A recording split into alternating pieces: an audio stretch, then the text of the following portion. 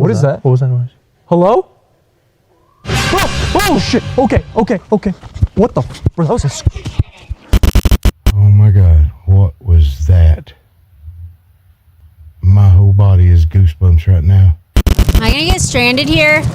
I hope I can get out of here in the morning. I really hope I can get out of here because it was already wet. The road was already wet. Oh my gosh, like what if I'm in a flood zone? From active gunshots echoing through the pitch black woods to a terrifying figure violently rocking a van from the outside, these bone-chilling stories will prove why you should never park your vehicle off-grid after dark.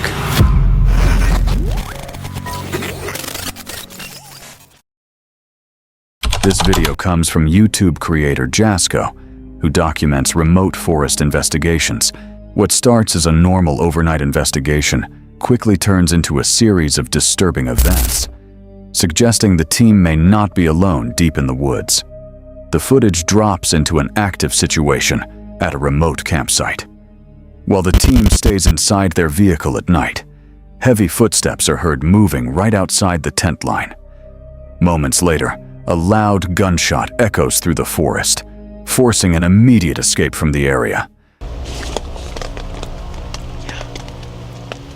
I know. Bro, I think there's someone outside our campsite right now. I truly think so. Go, bro. Yeah, no, I've had enough. At a nearby marsh connected to local crime rumors, the team uses a spirit box. It responds with disturbing words like homicide and blunt weapon, raising concern that something or someone dangerous may be nearby. And we turned around because there was a white truck over here. There were rumors about homicide. Wow. Bro, homicide, the lies I told, blunt weapon. It's literally painting a story of what happened here. Land. Okay, So creepy. there are rumors about this white truck that roams this forest and apparently it like stalks campers, and I don't know if it's just trying to scare people, but people claim that, you know, it'll show up at like... Fresh tire tracks are found in the mud, showing a vehicle was recently there. As insects swarm the area, the spirit box suddenly says a name: Scott Graham. So it said trouble sleeping, Bitcoin. the money, Bitcoin. What the Bro, hell? maybe it's telling us that something like happened. Maybe there's like something recently that happened, a dispute. Remember, I have killed, blunt weapon. Maybe it was over money. Oh shit, Chris. Do you Okay. have trouble sleeping? Do I have trouble sleeping? I used to. I actually had to get a I don't like that. Michigan Great Lakes State. Definitely. Oh my god. This is so freaky. Sorry, let me put my phone on Do Not Disturb. This is so freaky. So 1979. So there's no way that this plate is active, right? No, I obviously. am indifferent. I am indifferent. Wait, bro, what if the truck took this off? Like it fell out, or they Like they literally just took it off. The direct response makes the situation feel like they are being tracked or watched. While checking abandoned clothes in the brush, a low humming sound gets louder from the trees. Flashlights catch brief flashes of light between the woods, suggesting someone or something may be watching them. Right there. Oh my god, what is What? that? Oh, what the Bro, what? Okay. There's some weird people out here. Apart from us. No, for sure. We're not the only ones. That's perfect. They just said purse. Is there a purse here? I really hope not.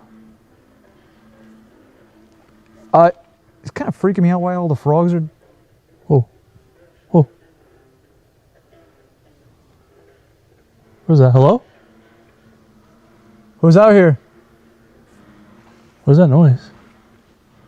Bro, it's getting louder. It's freaking me the fuck out. Whoa, what did I just see over there? What'd you There's see? a light. I saw a light. Dude, I saw a light over there too. Hello? A sudden scream comes from the thick forest, followed by another gunshot closer to the group. With no clear source and movement getting closer, the team is forced to leave immediately. Overwhelmed. We go down to the lake. We go down to the other side or Because something. right now, I don't... What is that? What was that noise? Hello? Oh shit! Okay. What the... Bro, that was a... That was a scream. Whoa. Truck, just said climb? truck. There's a truck. Where is it? I can hear it. Chris, there's a... Hello? Hold on. Wait, Chris, we're hearing the truck. We just heard a scream. That doesn't... Oh, shit! Chris, give me the truck. That's a gunshot. That's a gun. Are you good? Yeah, go. Shit. Oh, shit. Go. Bro, you okay? Yeah, I can't get in. Wanna come over this way? It's all... I'm trying this way. Falling stars. Fuck.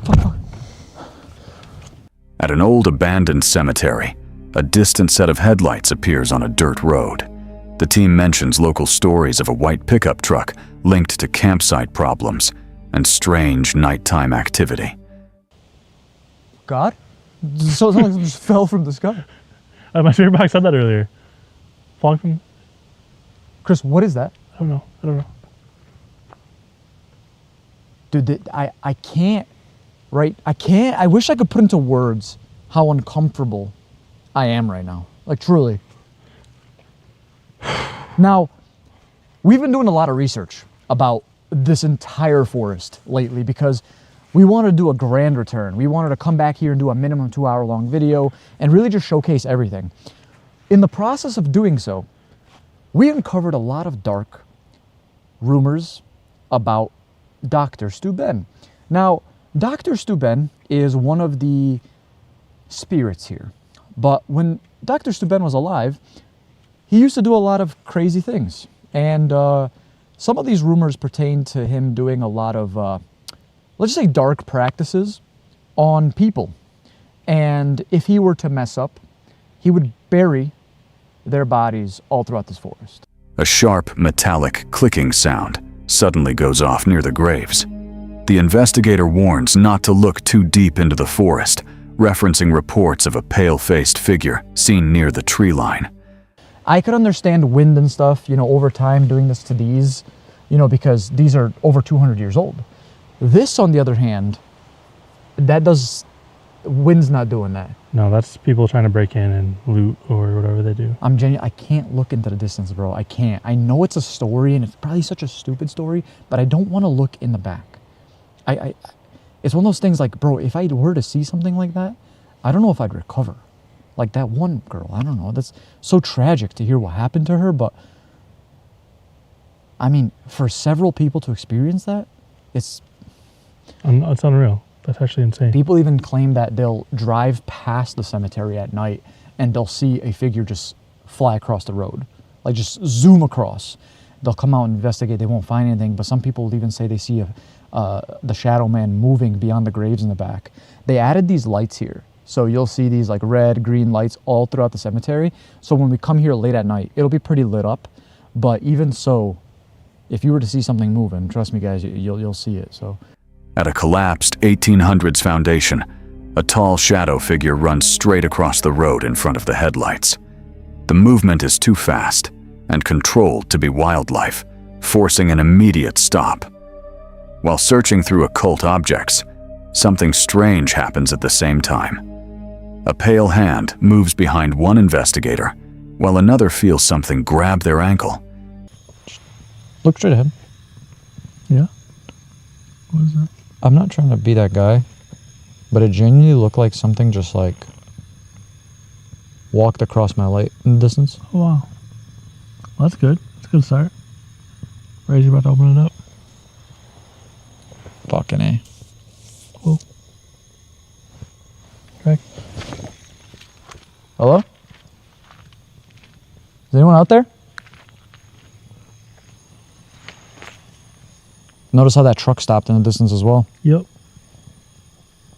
Okay. I guess since we're here, I might as well read to you the description of the Dybbuk box. Let me grab my camera off here. Inside the attic, The temperature suddenly drops. A deep, animal-like roar comes from right behind the team, forcing them to run out of the structure immediately. If any place is the afterlife, it's fucking this. Sure as hell feels. It says help you. Help me from what? I don't know. Bro, What the f was that? what was that? This. Go, go, go, go, go, go, go, go, go, go. Go, go, go, go. Bro, it said she is gone. It literally said she is gone as soon as I opened the door. What the fuck did you hear? I will leave. I will leave. She is gone. I will leave. Bryce, we're leaving though. Are you good? The team gets out of the forest, but they never get a clear answer on what was actually there. Was it a person hiding in the woods, or something else moving through the darkness? One thing is clear. Whatever it was, it stayed close, and it never left them alone. This video comes from YouTube creator Creepy Travels, where nighttime explorations of remote forest locations often reveal unsettling environmental changes. What begins as a quiet Saturday night investigation in a remote mountain forest quickly escalates into a frightening situation as wildlife suddenly goes silent. Shadowy movement appears near restricted areas, and human-like screams echo through the woods. The investigation begins in complete darkness at a location known as Witch's Woods. The forest feels immediately unnatural, with no insects or animal activity present. A sudden burst of frogs briefly breaks the silence, but they stop instantly as the investigator moves deeper into the trail. The sudden silence suggests something large or unknown may have passed through the area, disturbing the natural environment. I don't know if y'all can hear that, but these frogs just started. They're everywhere. So why was the woods so quiet? Since I've been here, everything has been quiet. No animals, no bugs. That is weird.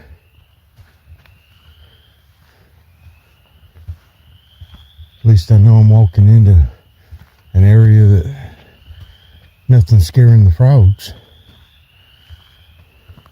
It is right now, it is 65 degrees on top of the mountain. Now, Monday night and Tuesday, it's going to be down into the teens, 18, 19 degrees. As he continues past a gated section, the isolation becomes even more intense.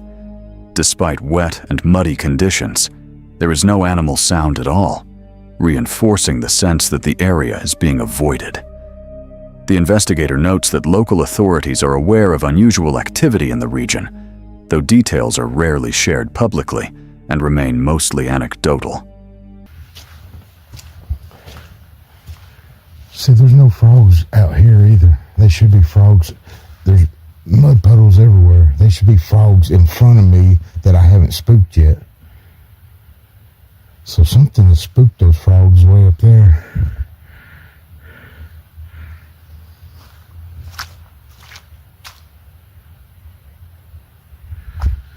They've got cameras out here.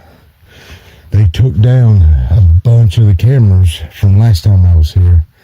There is some strange stuff going on out here. They keep calling the cops. Rangers come out here. Nothing's ever found. And,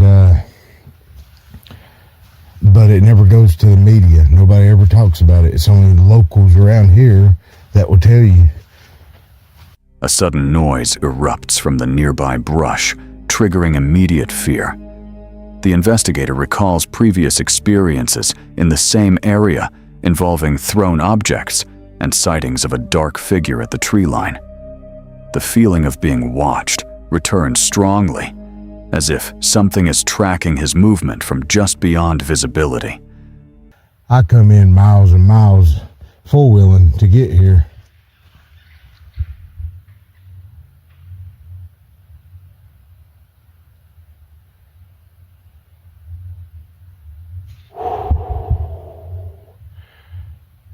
Oh my God, what was that?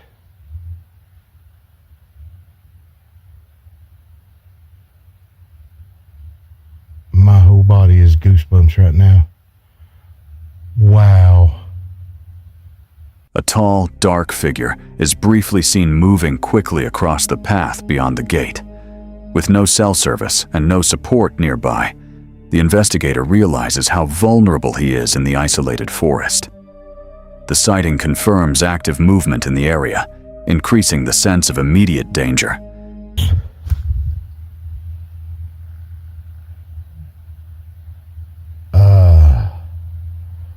I could swore something ran from right there across on the other side of that gate.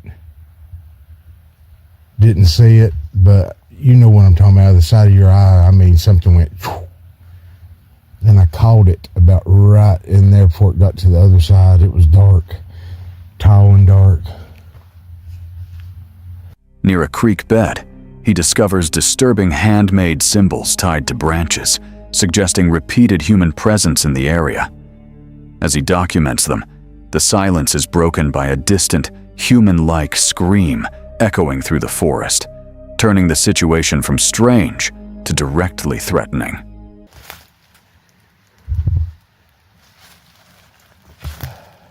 So what are they doing down here? Do y'all think that's witchcraft? Or what? Or am I way off? Is it something else? Yeah. What is that, zip tie? No, that's strips of duct tape. Yeah, look. There's the old one. Right there. That was the old one. That was hanging. And it had a grass rope.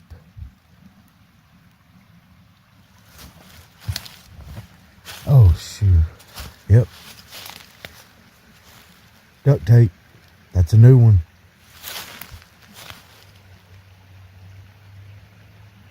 Look.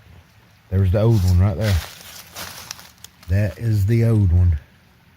In fact, I think I see a piece of that grass rope. Or is that grass rope? Yep. There's a piece of that grass rope that was tying it together. There's another piece of that stick. There's another one. So 1, 2, 3, 4. That was a 4. After briefly resting in his vehicle, he is suddenly awakened by loud screaming outside. In the headlights, a figure is seen sprinting across the dirt road before disappearing into the darkness, escalating the sense of immediate danger around the campsite. I just woke up. I heard something screaming and hollering again. I've been out here walking up and down.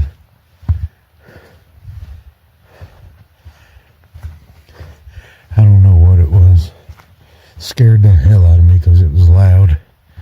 Very, very loud. I think when I sleep this time, I'm gonna shut the tailgate. Roll up that back window. I'm not gonna leave it down. I wasn't even really asleep. I was in there for like 15 minutes. I think I dozed. I'm not sure. Could swore I just saw somebody run across that road.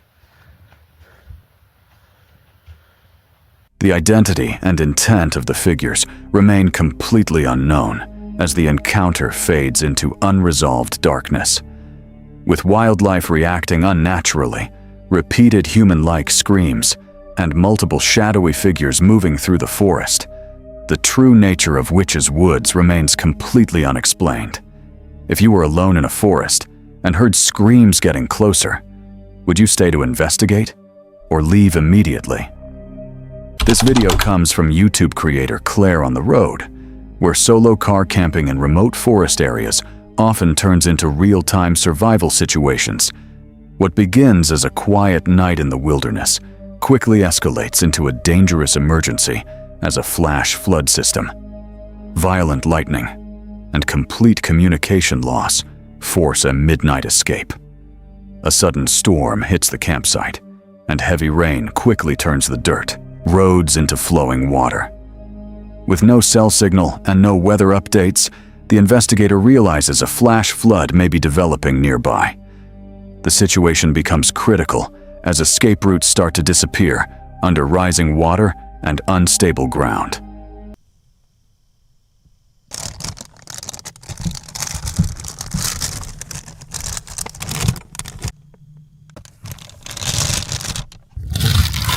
How is it already raining? I thought it was supposed to rain at dawn. Hopefully this is just a shower. I wish I could check the weather. What in the world? Oh my goodness. Oh my goodness! What in the world?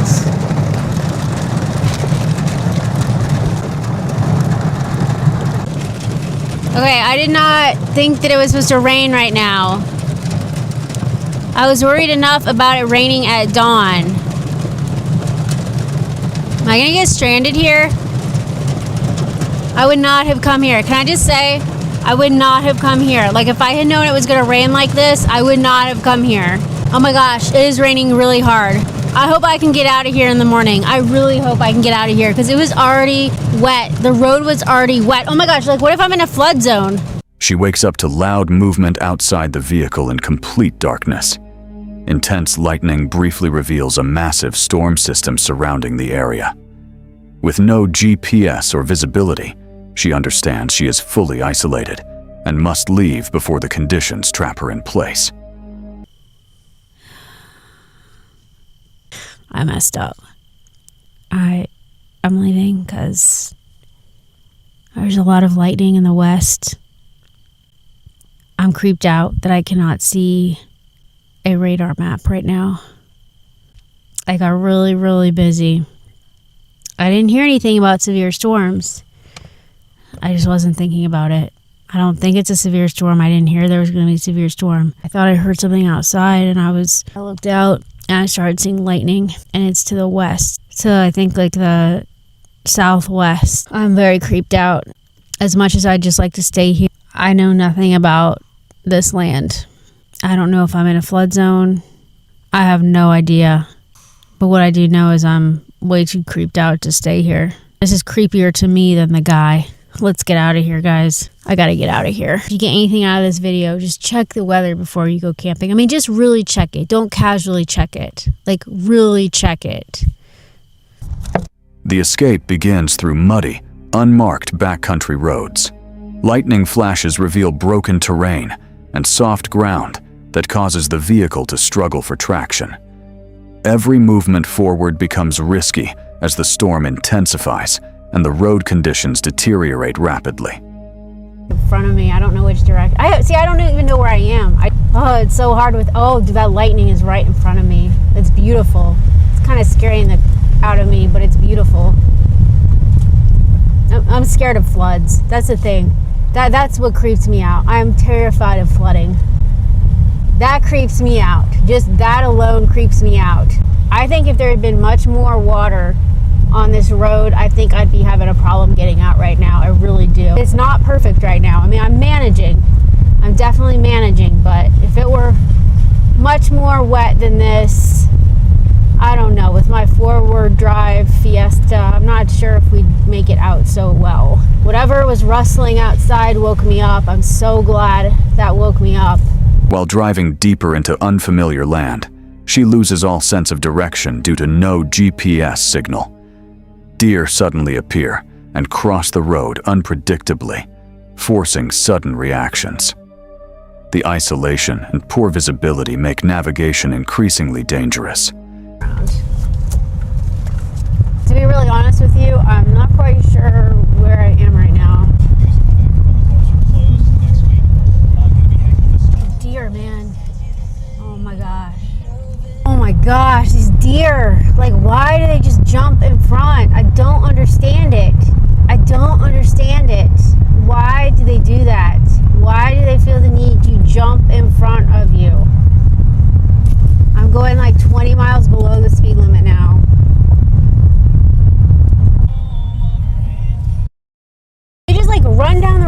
happened to me before too. Except this other time, it was running like up the road at me. Like, it's not like they just run out in front of you. They like literally run up and down the road. A severe weather alert comes through the radio, warning of strong winds and rapidly intensifying storm cells moving directly overhead. Almost immediately, the storm begins shaking the vehicle, confirming the system is fully active and closing in. Line road, 7 miles. I can't believe I ended up in a different state. How did that happen? I thought I had to go over a river to get to the next state over. I guess not. I think a storm went through here. I'm seeing a lot of downed power line, or not power lines, like branches and stuff. Definitely seeing some branches down. I hope I can get there before the storm comes, because the storm's off to my left. Riley Auto Parts for all your car care needs. George Burge. It won't be long. Do you want to stream it or do you want to skip it? It won't be long. Oh, shoot. Has issued a severe thunderstorm warning for central Bayfield County in northwestern Wisconsin, northwestern Ashland County in northwestern Wisconsin until 11 p.m. Central Daylight Time. At 10:11 p.m. Central Daylight Time, severe thunderstorms were located along a line extending from 8 miles southeast of Beaver Bay to 6 miles west of Sand Island to 8 miles south of Herbster to Iron River, moving east at 55 miles per hour. Expected hazards include 60 miles per hour wind gusts. Oh, shoot. This is a radar-indicated threat. The following impacts are expected. After escaping, she checks radar and realizes the most dangerous part of the storm passed directly over her previous campsite. The full scale of the risk becomes clear only after leaving the area safely. I had to stop filming because the phone fell off of my tripod while I was driving. Right when I started to get reception again, I started driving into a very bad storm. There was lots of damage around, so I tried to slow down to not drive into it as I'm trying to drive to nearest civilization. Yeah, it was pretty terrifying. I just ended up at a rest area. We're still in the middle of nowhere, but at least we're at a rest area. There's lots of people car camping here. The first thing I did was I checked the radar, and there's a very bad storm. It is to the east of us. However, you can still like really see the lightning really strongly. But I also did the reverse radar thing where you can loop back and see where the radar was, and lo and behold, it went right through where I was camping. I do not know what would have happened if I had stayed there. With flash flood risk, severe lightning, and total isolation, the situation shows how quickly wilderness travel can turn critical. If a storm hit while you were alone off-grid, would you leave immediately or wait it out? This video comes from YouTube creator American Renegade, where solo van life travel and remote overnight parking experiences often place him in isolated locations. What begins as a quiet night, parked in a remote area, quickly turns into a disturbing security scare. The video opens mid-situation as the investigator describes a sudden disturbance outside his parked van. While resting inside his mobile unit at night, an unknown vehicle silently pulls up alongside him. Moments later, the van begins to shake violently, escalating into aggressive rocking movements that suggest direct physical contact from outside. Looking toward the rear window, he notices a dark human figure standing near the storage area containing valuable equipment, creating an immediate sense of a possible break-in. Real quick, what happened last night, I had my first scare, I guess is a good way to put it. Yeah, I had my first scare in the van. I was sitting in my normal seat I always sit in, right? That seat there. It's freaking trash, man. I need to get some time and clean up. Anyway, so I was sitting in a chair, responding to a couple comments last night, and I was having a pan of soup. Yeah, so I'm sitting here last night, just like so, you know, I'm typing and stuff like that, and eat my soup. All of a sudden, well, I had the window sun visor on the window, but I did notice like a car like pulled up beside me, and I'm backed into a spot, And I was like, okay, well, it's typical from that for that place where I normally park. And they seemed to get out. I think it was 2 people, but they got out of the car. I couldn't see all that. They're, like I said, they were parked, you know, right on the other side of the van here. And then all of a sudden, I feel the van move. You know, just a tiny little rock. So I figured, okay, well, he got out and maybe stumbled into the van or, you know, something. So then it happened again. The van kind of rocked a little bit. And then all of a sudden, it rocked a lot. I was like, holy shit. And because I was going to let the couple little rocking things go, you know, I was like, okay, well, it's no big deal. But all of a sudden, yeah, I felt like a real big kind of movement to the van. I was like, hold up. I was like, hey! I kind of... Reacting immediately, the investigator moves into the driver's seat and starts the engine. He pulls the van forward and repositions it under bright headlights to gain full visibility of the area. Preparing for a possible confrontation, he keeps a defensive tool ready while scanning the surroundings for any sign of movement or approaching individuals. After the unknown vehicle leaves, he exits to inspect the exterior for damage or forced entry. No signs of tampering are found on the locks or panels. However, a clear physical imprint is discovered on the rear storage area. My beer, my big boy beer sitting here. And then ran into driver's seat. Boom, like that, real fast. Started up real quick, and then I just kind of leached forward. And remember, I still had the sun visor on, so I pulled that down, and then I came around and kind of pulled back in, and then kind of shined my headlights at them. Threw it in park, and then I went and grabbed this bad boy here because I didn't, at the time, I didn't know what was going on. I didn't know if somebody was trying to get into the box or whatever. So yeah, I thought I was gonna have to start cracking some heads, you know. So yeah, so then I was like, well, maybe I'll just leave and find another spot to park at. But I'm not gonna be forced, or I'm not going to be. I don't want to feel scared, because this is one of my best locations. As the night settles back into silence, the investigator records a final update before leaving the location. Although no clear motive is ever confirmed, the encounter leaves the sense that the situation wasn't random. The van, normally a controlled and safe environment, now feels compromised after the unexplained presence around it. With an unknown vehicle arriving in silence, direct physical interaction with the van, and unidentified individuals operating in a remote area at night, the true intention behind the encounter remains completely unclear. If someone silently approached your vehicle in the middle of nowhere at night, would you stay and confront it, or leave immediately? This video comes from YouTube creator The Wild Between Us, documenting remote camping experiences deep inside Canadian Crownland. What begins as a peaceful night outdoors quickly turns into a dangerous situation involving environmental collapse, followed by a direct human intrusion into the campsite. Shortly after sunset, the campsite is hit by a sudden and overwhelming insect swarm. Within minutes, the density of mosquitoes becomes extreme, forcing the travelers to abandon their setup and retreat into the van. No. Ooh, gotta get salsa. This looks amazing. Oh yeah. Is that the right choice? Oh yeah. It's not for you, but I love you. But no. Oh my gosh. This view. Life is good. It makes the long drives really worth it.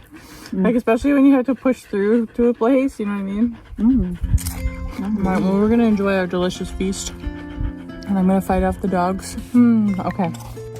In Manitoba, which we're super excited about. It's very sunny here and beautiful, and yeah, bugs are crazy at night, but crazy, like army of darkness coming for your soul. But when we got here, they weren't bad, so as soon as the sun goes down, it's game over. But yeah, we'll be fine in the day, so we're excited about that, and it's a beautiful spot, so good place. I see a mosquito. He's creeping. But we're gonna get some sleep. Later in the night, the situation escalates when a suspicious vehicle begins repeatedly driving past the isolated campsite. The truck slows down and circles the area, using the remoteness of Crownland to observe the travelers without interruption, creating an immediate sense of surveillance and pressure.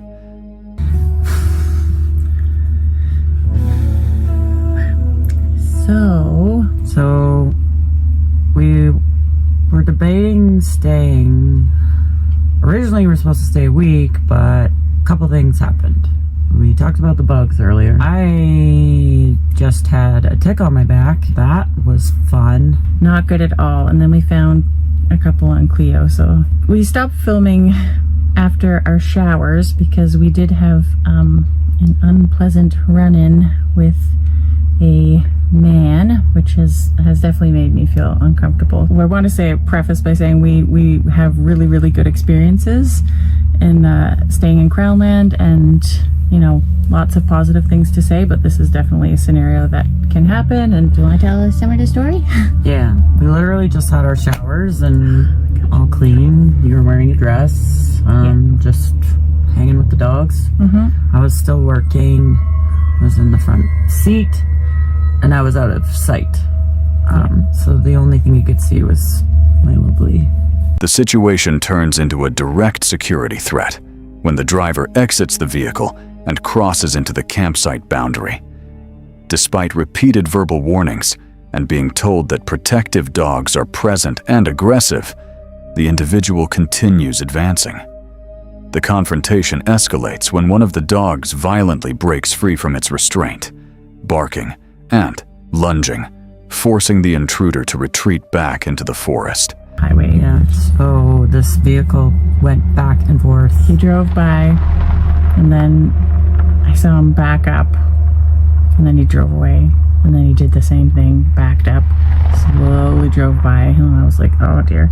And then he did it again, rolled down his window. I don't know if he yelled something or waved. He was but yelling and waving, which got my attention. I think I said to you, like this isn't a good situation. You know, you can just kind of feel those things. So after that, he then drove away and came back again, but this time he drove down our road, which you've seen, we're kind of down that path. And he stopped a little ways away from the van, and I had both the dogs actually with me. They don't like when strangers come to the van, and they especially don't like when they can feel there's something wrong or there's bad energy or whatever.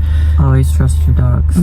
So Cleo was losing her mind. She actually broke her leash. It was a cable. Yeah, she broke her cable, snarling and barking her head off. And Coda, who is not really a big barker, like he's a husky, but he was barking and doing his bear growl, and I was like barely holding them back, and the guy was coming closer talking to me, and I said, can you please stay back? The dogs are not friendly. And he keeps coming closer, even though I said that. I said, stay back, the dogs are not friendly. And he still keeps coming closer to me, like walking closer. And I think I said it 3 times while he's still like coming into my space. And I had the passenger side door open, but we had like a big bug screen over it, so I could work with the door open. Yeah. So I was watching. I was debating what to do, and you don't know, like, being 2 females versus being alone. He did end up stopping and backed up and went away, but after being told 3 times to stop coming towards us and towards me, because he didn't see that Carissa was there. So like her thought was to stay in the vehicle, so maybe he would think that she was a man if he hadn't seen her yet. But so he eventually stopped because the dogs were like basically salivating and going insane. With no safe exit route and over 20 kilometers of rough backcountry terrain between them and civilization, the travelers realize a nighttime escape is too dangerous. With no cell service and no immediate help available, they are forced to barricade themselves inside the van and wait until morning, carrying defensive tools as the identity and intent of the intruder remain unknown. By dawn, the situation de-escalates, but there is no resolution. The truck is gone, the forest is silent, but the feeling of being watched never fully disappears. And in a place this isolated, one question remains unanswered. Was this just bad timing, or something deliberately waiting in the dark? This video comes from YouTube creator Franco Travels, where abandoned explorations and urban adventure investigations uncover disturbing encounters. What begins as a nighttime exploration of an abandoned factory quickly turns into a terrifying game of cat and mouse. After screams, shadowy figures, strange voices, and evidence of unknown occupants begin appearing throughout the building. While scanning the factory from outside, the investigator spots a bright light glowing from a third-floor window through his night vision camera. Invisible to the naked eye, the anomaly suggests someone is already hiding inside the dark building. Nothing.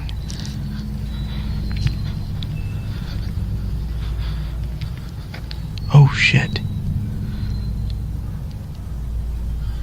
I got something on the top window here, and it's really bright. And it's weird because for me I don't see anything. See it? Shit. Moments later, a loud human scream suddenly echoes from within the factory. The chilling sound immediately confirms that multiple people may be moving through the structure.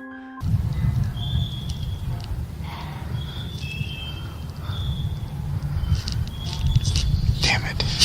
As of right now, I'm keeping an eye on that window. I could barely see like a hint of light. It looks like a candle, but I wouldn't have seen it had it not been for night vision. But I did just hear what sounded like yelling. Listen.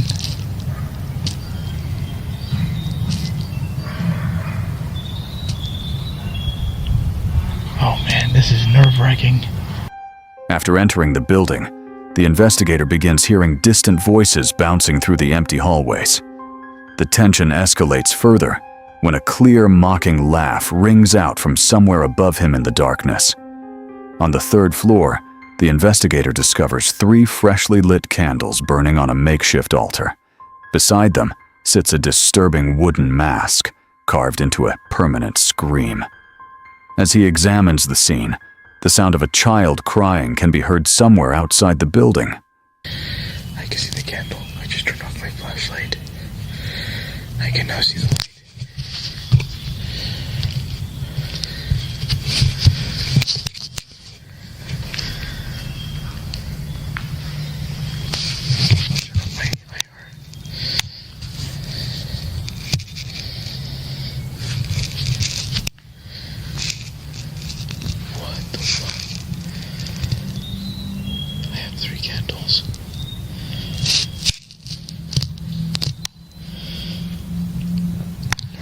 Back on the IR.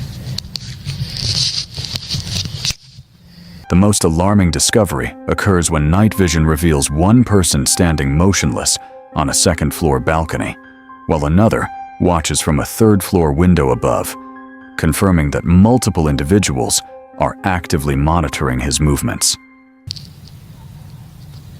I'm gonna turn on my IR, see what I see.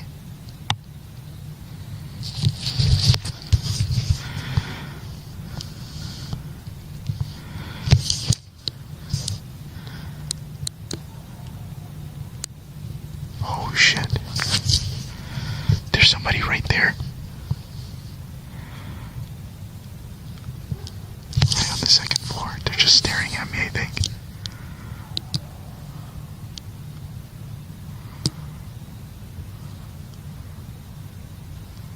What the fuck?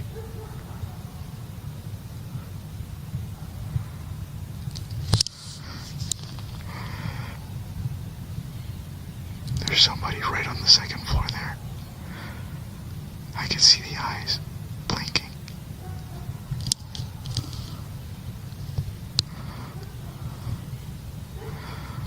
Oh my god, that is some creepy shit. There's somebody on the third floor right now.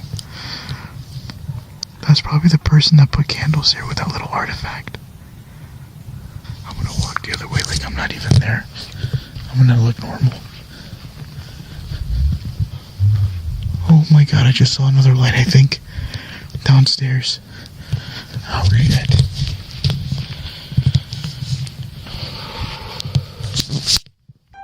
Just as the investigator discusses his next move, a woman's laughter suddenly echoes through the factory once again, reinforcing the feeling that he is being followed through the building. Usually I don't go in with my flashlights blazing until I'm pretty sure that this place is empty. Hold on. I hear voices already. I like how right when I was talking about that, I just start hearing laughing. You hear that? Okay. I'm gonna keep going in anyway. If I run into people, I run into people. See what happens. Well, that sounds like a woman laughing. Meaning she's probably not alone. Oh God, it is cold. The investigation ends with one final scare inside a chemical laboratory, when several glass bottles suddenly crash from a shelf moments after he enters the room, prompting a rapid exit from the building.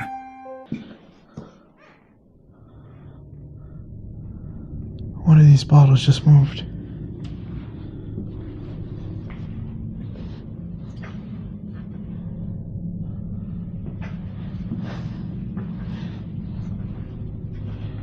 It's probably a rat. Look. The bottles in the back here fell. Oh, that was creepy. As soon as I walked in, I thought somebody was back here hiding.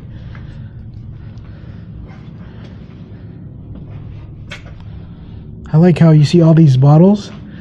Monday, Tuesday, Wednesday, Thursday, Friday, right? And then Saturday with the Corona bottles. They had a blast on Saturday. Then they went to Pepsi and went into a diet. And then repeat. Alright. Well, I don't know what that was about. Maybe it happens again. This reminds me of when I was used to work at the hospital. These look like morgues. That's exactly how they look like, just like that. With screams echoing through empty hallways, shadowy figures appearing in the darkness, and multiple unknown individuals seemingly tracking the investigation from start to finish, the true nature of what was hiding inside the abandoned factory remains completely unresolved. If you discovered that multiple unseen people were silently watching your every move inside an abandoned factory all night, would you keep exploring or head straight for the exit? This video comes from YouTube creator Exploring with Bear, where solo wilderness expeditions document disturbing encounters deep within isolated forests. What begins as a routine overnight camp quickly turns into a terrifying survival ordeal after violent impacts, unexplained footsteps, and signs of a hostile intruder begin surrounding the campsite in the middle of the night. While checking the perimeter after dark, the investigator narrowly avoids injury when a large branch or heavy wooden object suddenly crashes down from above and lands directly inside the campsite, signaling that something unusual may be moving nearby. What the heck was that? That sucker came flying in. That just fall from up there? That's what I was telling you guys about the Widowmakers when you're pitching your tent. Like that was, I don't know what that was, but imagine if that was a monster limb now.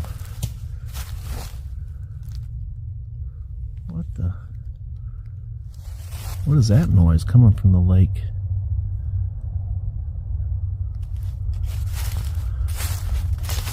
Only minutes later, a massive explosive bang erupts from the center of the campsite, while the investigator is away from his shelter. The sound is so loud and sudden that it creates the impression that someone has entered his camp without warning.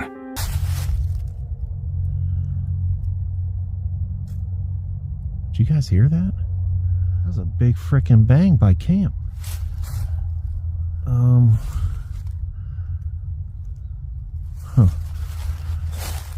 The woods is becoming alive. Oh yes, here we go. Here's the offering tree. I'd crap my pants if now there was something up there. I just got the chills even thinking about it. But yeah, so a couple videos ago, I left an offering. Left him a couple apples, banana, and then I don't know if he took them or another animal, but they're gone. Like, there is no signs of anything now. Shortly after midnight, a violent crash outside the tent jolts the investigator awake.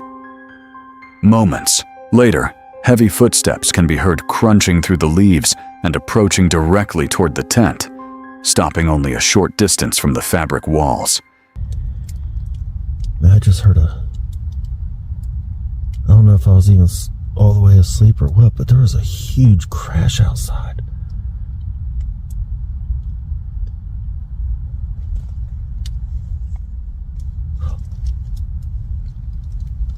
Do you hear that?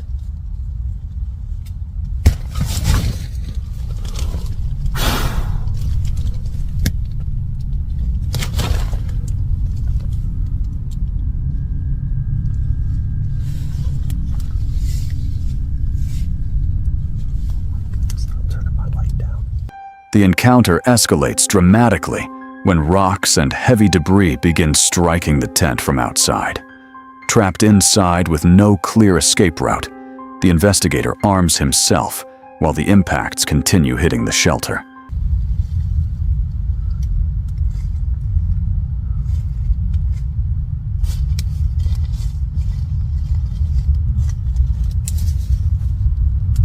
Something is standing right outside of the tent. It walked right up to the tent. Do you hear it? There it is again.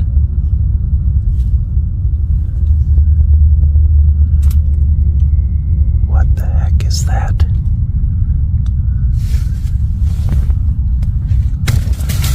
Oh.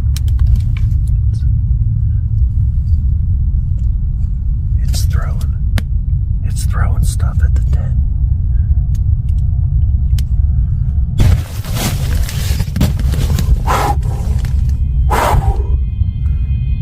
I'm armed.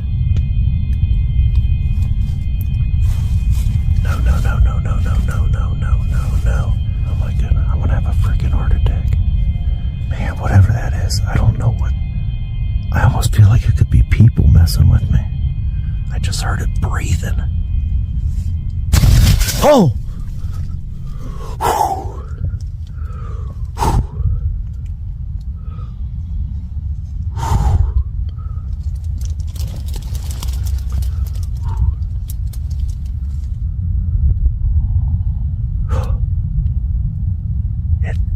I can hear it.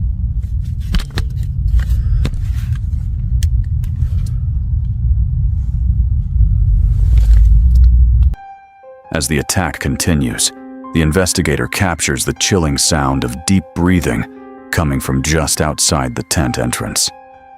The close-range audio suggests that whoever, or whatever, is outside has moved within only a few feet of the shelter. 1 week later, the investigator returns to inspect the abandoned campsite and discovers the tent completely destroyed. A heavy cinder block has been thrown directly onto the collapsed structure, revealing that significant force was used against the shelter after he fled. Look at that. Frickin' cinder block.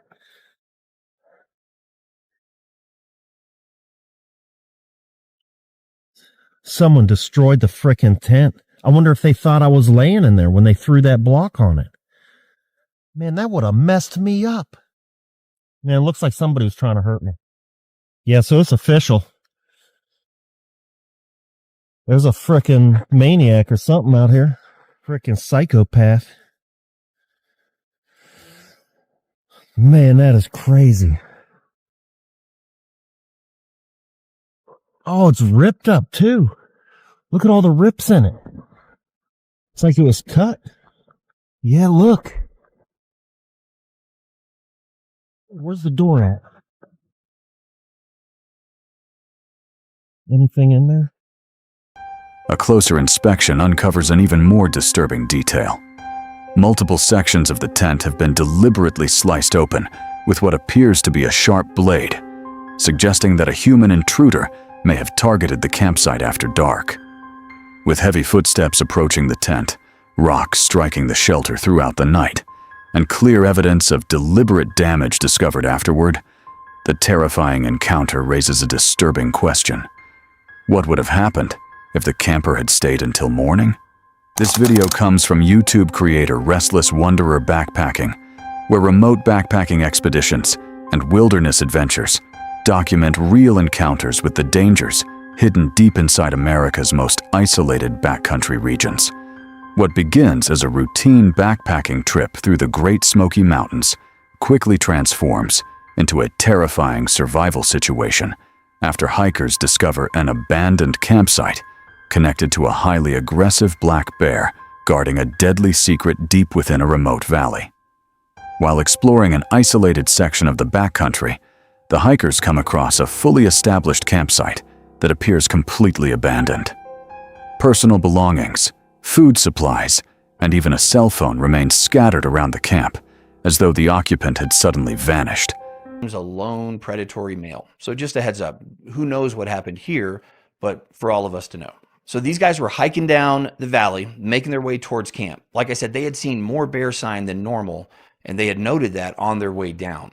When they get to the bottom of the valley, they get to their campsite and they notice somebody had already set up camp there. There was a tent set, there was a makeshift picnic table. And in fact here, this is part of the video here. If you look, that right there is the second hiker. The guy taking the video is the first hiker. This is that little makeshift table that people have made. It looks like out of wood and logs. But they got to that table. Another camp had been set. So they started setting up where they had availability and they started looking around. On the table, they noticed some personal artifacts. A cell phone was sitting there on the table. And to them, it looked like someone had made lunch and then gone for a little afternoon hike while leaving all their stuff out. So at first they were a little aggravated, right? They were thinking, why is he going to leave all this stuff out here? And it looks like even some food stuff. So they set up camp. They go down to the river. The true danger becomes apparent moments later, while the team is near the water preparing to fish. As a camera pans across the opposite bank, a large black bear is suddenly revealed, hiding within the brush only a short distance away.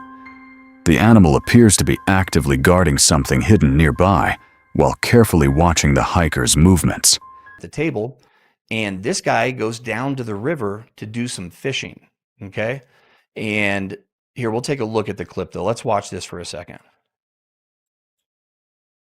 And then I'm going to stop a couple times to make some points. We'll watch it all the way through, and then we'll dive into what it really shows.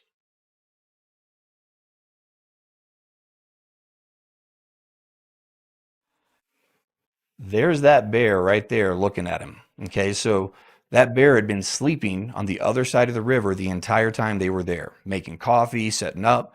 They had not even noticed it. This guy had now gone back down to the river so he could do some fishing. He was trying to get a little fishing in, and he was down there looking for a spot, and he said he was looking around, and he started noticing a little bit of like refuse or maybe food trash on the other side of the bank. In fact, let me pull it back.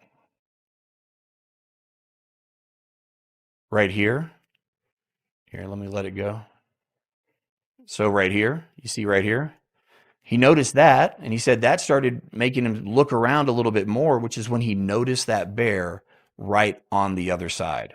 Attempting to push the bear away using noise, trekking poles, and bear spray, the team manages to temporarily drive the animal uphill. However, a closer inspection of the area reveals the horrifying reason for its behavior. The bear had been guarding human remains hidden near the riverbank, aggressively maintaining control over the site and refusing to leave the area. Now, this is also when they noticed the other hiker. So the bear, they think, was trying to drag him up, and then it tumbled the body back down into the river. So this is when they saw, oh, shit, there's a body there. And they went across the stream since the bear had left to investigate more. The that blue thing, let me pull it up here real quick. So this blue thing right here, that is his rucksack or bear bag. That is the other hiker's bear bag. It's actually sitting right there, and a lot of the food had been strewn. And then that body of the hiker was right here. That bear was sleeping on it. And if you know how bears do with food, they kind of bury it, let stuff sit for a little while and sleep there. But he had stashed that hiker right here. Now they investigate the body. They're able to identify. They get some identification off of him. They tried to put him in a better place out of the water. They said secure him as gracefully as they could. At that point, though, the bear started coming back down aggressively at him. So he's coming down trying to defend his little food stash. And these guys go back to camp. So they hike back the 20 feet or 30 feet across the river to the camp that they're at and come up with a game plan. And this is where these guys did amazing. They, first of all, broke camp down. Okay. They are miles from cell signal, no beacon with them, and not sure exactly what they're going to do, he was saying. So they broke camp down one at a time. One guy would watch the bear, who was aggressively over there just watching him. The other guy would break his stuff down and pack, and they would take turns while they packed. The situation reaches its most dangerous moment when the bear suddenly returns, charging back down the hillside in an attempt to reclaim the location. With no cellular service and help miles away, the hikers are forced into a tense emergency evacuation while keeping constant watch on the aggressive animal, observing them from across the stream. Aggressively over there just watching them. The other guy would break his stuff down and pack, and they would take turns while they packed.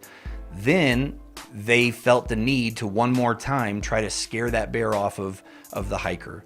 And they went out very aggressively again with rocks and hiking sticks to no avail. This time they said that bear was not leaving and in fact was becoming more aggressive with them. Then these guys took waterproof index cards, something I haven't carried in the past, but I might now. They took these and rubber band them around trees all around camp and on the trail coming in, explaining the situation, letting people know the danger, and just warning other folks in case they stumble in. With an abandoned campsite, a predator guarding a deadly scene, and an emergency retreat through the remote wilderness, the encounter becomes one of the most disturbing backcountry discoveries imaginable. If you suddenly realized the bear watching you from across the river was not protecting food, but guarding a human kill site, would you investigate further or leave the area immediately before it returned? This video comes from YouTube creator Novice Wild Camper, where solo wild camping adventures and overnight wilderness expeditions across the United Kingdom. What begins as a peaceful winter camp on the isolated moorlands of the Peak District quickly transforms into a nerve-wracking overnight ordeal after a series of strange vocalizations and unexplained sounds begin surrounding the tent under the cover of darkness. At approximately 9:30 p.m., the silence of the winter landscape is suddenly broken by a series of unusual noises echoing across the dark moors. From inside the tent, the camper listens as deep, distorted vocalizations carry through the night, air from somewhere beyond the campsite, immediately changing the atmosphere of the isolated location.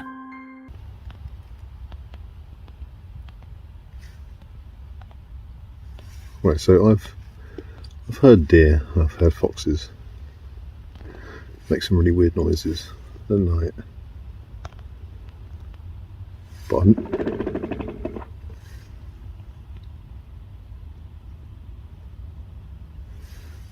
don't know if you heard that. I'm not sure if the camera picked it up, but God knows what it is. It's quite a weird guttural sound. I'll try and boost it on the edit, see if you can.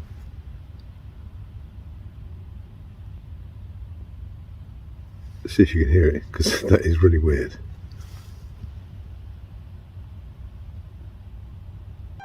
Moments later, the sounds appear to move closer. A distinct clicking noise emerges from somewhere near the tent, cutting through the freezing night. The camper pauses to listen carefully, realizing the sound seems far heavier and more deliberate than anything normally expected from the wind or small wildlife moving through the area. I'll try and boost it on the edit, see if you can.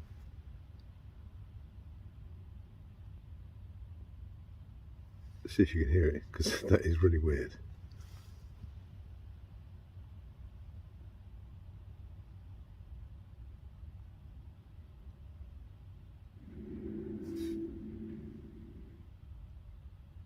Did you hear that?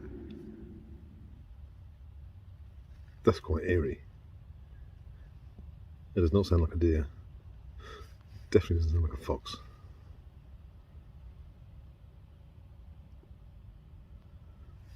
Odd. Right, I'm going to zip up and put my earplugs in, I think. Try and get some sleep, and hopefully I'll still be here in the morning. Good night. Good morning. I'm acting like I've just woke up. It's about 7 o'clock. I've been up since 5. Just trying to get some morning shots, which I posted up on Instagram and Facebook. Don't know if the camera's picking it up, but there's a very weird sounding bird. Sounds like a kookaburra with a sore throat. It's not going to do it now. As the disturbance continues, a low growl-like sound suddenly echoes through the fog surrounding the campsite. Unable to identify the source, the camper notes that the vocalization does not resemble any familiar calls commonly associated with local wildlife, increasing concerns that something unknown may be moving nearby. Just before dawn begins to break, the night reaches its most unsettling moment. A sharp, distorted screech suddenly erupts from the dense vegetation beside the tent, sounding unlike anything heard earlier in the night.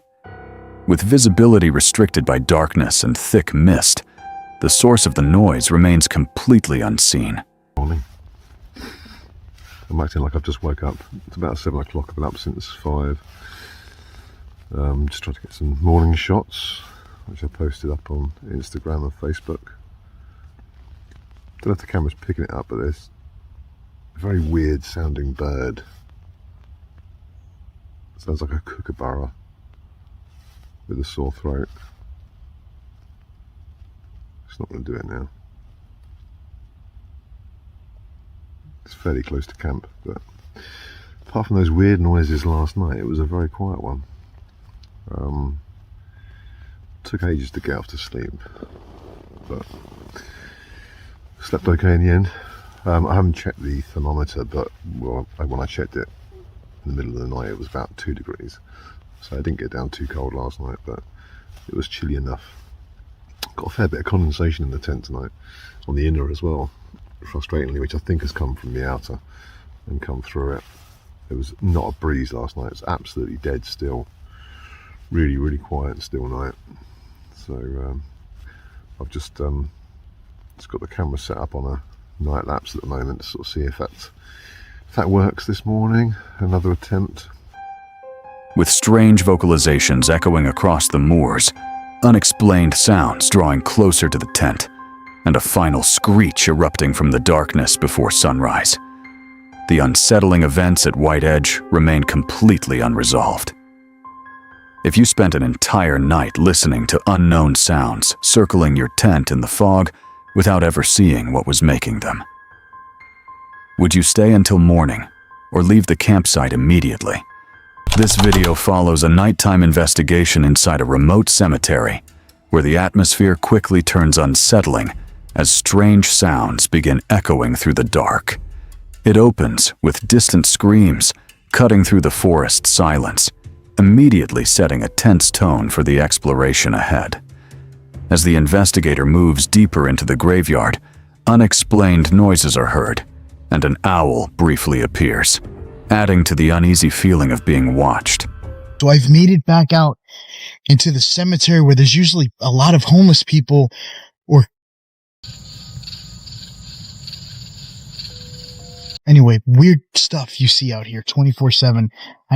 I'm already hearing somebody yelling from deep inside the forest. I have to kind of walk through here. I'm leaving my truck behind here.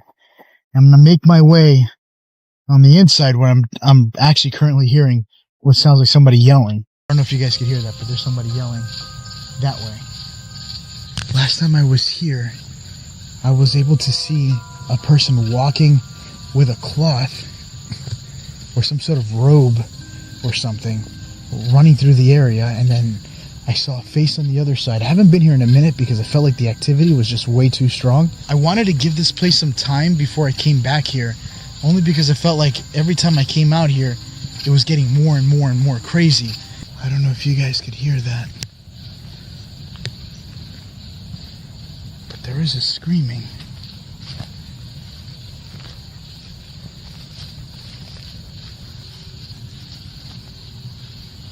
So I found the culprit. It's an owl.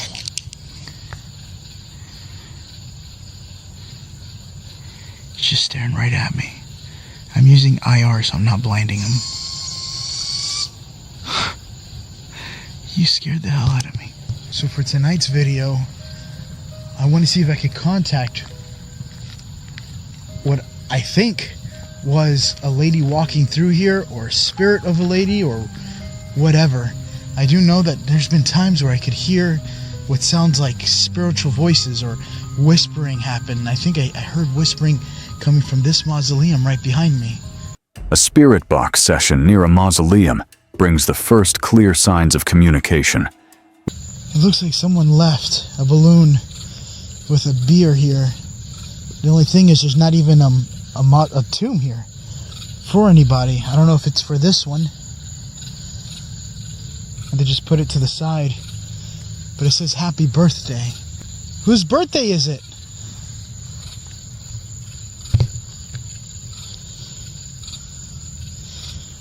Can you tell me whose birthday it is? The balloon is swinging. Now there's barely... Where I know. Where I know. Where do you know? Right now my current wind speed on my watch is 0. I don't know if you guys could see that, but it says 0. There is a slight gust though.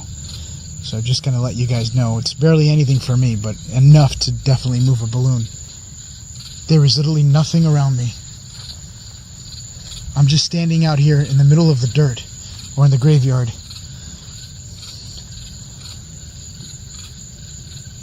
You know. You know what? Ouch. I'm getting bitten alive by mosquitoes. With faint voices responding alongside the strange discovery of a birthday balloon placed in the area. The tension escalates when female screams are heard nearby, pulling the investigation closer to the source. Are you upset it's your birthday? Are you mad that you're not here? I'm sorry if I'm shaking this camera along, but I'm getting eaten alive by mosquitoes right now. Yes. It just said yes. So I am about 40 feet away from the balloon, and I could already hear, it sounds like moaning coming from the same area with the mausoleum, the same area where I seen the person walking. Everything is always right here in this area, and I think I just seen what looks like a flashlight. Around the mausoleum, equipment readings and a mysterious light intensify the experience, suggesting something active within the area. Let me see if I can zoom in. So I just seen the flashlight kind of hiding behind these two. There it is, you see it? Right there. Up, it's gone. I'm gonna zoom out. It's really inside the forest. Further attempts to communicate using a RIM pod and spirit box produce unsettling words like curse, stressed, and regret, adding a darker emotional tone to the session. As the investigation continues, the situation becomes more alarming when distant lights resembling people are seen moving through the cemetery, forcing caution and hesitation. Because, with all the things that have happened here, including that crime scene, you see the light?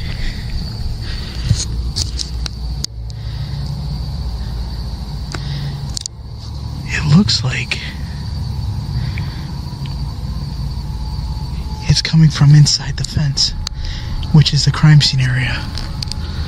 Holy shit. Oh yeah, I see headlights now. I'm trying to keep the camera as still as I can. gotta come up here.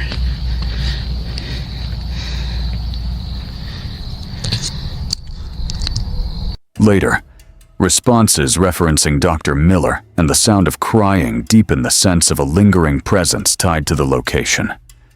The team then explores a new path, where candles are discovered, and the distant sound of a passing train briefly breaks the silence. Back at the mausoleum, unexplained toy-like noises and heavy thuds suggest continued activity nearby. Way above. What the hell is that?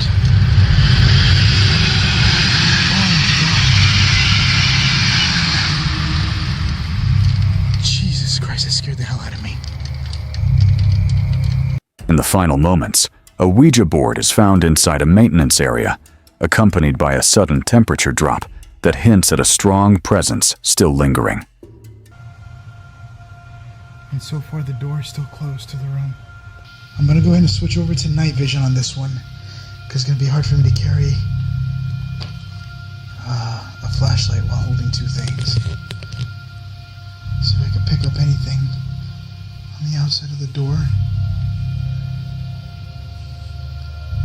All I got on that stupid obvious was demon and door. Oh God, it is so dark in there.